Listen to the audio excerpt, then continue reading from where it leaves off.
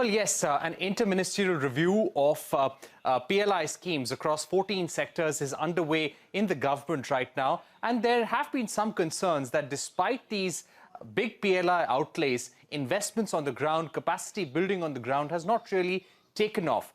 So the government wants to see whether the price caps that are there in certain schemes, such as the electric vehicle or the PLI for advanced automotive vehicles and components. So according to that, incentives are given for vehicles which cost 1.5 lakh rupees, for example, for a two-wheeler.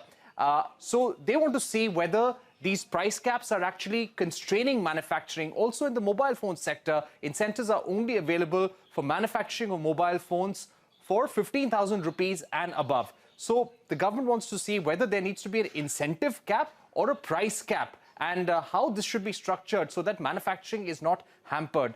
At the same time, whether investment targets in some of the schemes are too unrealistic. For example, in the scheme for vehicles and components, and a vehicle manufacturer has to make an investment of 2,000 rupees over 5 years to avail of incentives on the scheme, and also have 3,000 rupees in investments in fixed assets before qualifying for this scheme as well. So the government wants to review whether many of the bigger players, many of the genuine players have been left out of the scheme as well. Then there is also a concern about whether there is something missing in the PLI scheme, because they have been seeing how in the battery manufacturing segment, there are many OEMs who have not availed of incentives, not participated in the ACC PLI scheme, but they're independently setting up operations, investing in capacity building in India. So a thorough review of the PLI scheme is expected over the next few weeks.